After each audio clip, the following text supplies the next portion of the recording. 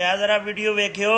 Video वेख के मैनू दस्यो कैसी लगी वीडियो। वे मुंडिया उठ मेरी गल सुन तेरे प्यो ने ना मैनू आख्या स्टूपिड ते नॉनसेंस इन्हां दोनों दे मतलब दस फिर दस दे तेरे प्यो नू मैं छेती दस ਜੇ ਮੈਂ ਸਹੀ ਸਹੀ ਮਤਲਬ ਦੱਸਦਾ ਤੇ ਇਹਨਾਂ ਦੀ ਲੜਾਈ ਤੇ ਹੋਰ ਵੱਧ ਜਾਣੀ ਆ। दस की हुंदा वा ਮੰਮੀ ਸਟੂਪਿਡ ਦਾ ਮਤਲਬ ਹੁੰਦਾ ਆ ਕਿ ਸਿਆਣੀ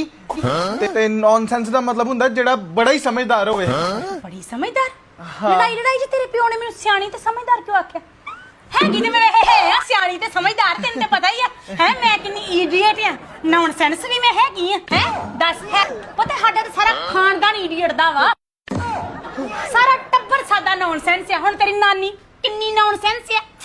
इदां ही आ बस ये ते उन्होंने सही आख्या वे मैं एवें गुस्सा करी जान डई ਮੰਮੀ ਭੂਆ ਤੇ ਦਾਦੀ ਉਹ ਬੜੀਆਂ ਨੌਨਸੈਂਸ ਆ ਉਹ ਨਹੀਂ ਨੌਨਸੈਂਸ ਹੋ ਸਕਦੀਆਂ ਅਗਲ ਉਹਨਾਂ ਨੂੰ ਧੇਲੇ ਦੀ ਨਹੀਂ ਨੌਨਸੈਂਸ ਤੇ ਇਡੀਅਟ ਤੇ ਬਸ ਅਸੀਂ ਆ ਆਹੋ ਮੈਂ ਤਾਂ ਐਵੇਂ ਟੈਨਸ਼ਨ ਲਈ ਜਾਨੀ ਦੱਸ ਨਹੀਂ ਚਾਹ ਪੀਣੀ ਤੇਰੇ ਪਿਓ ਨੂੰ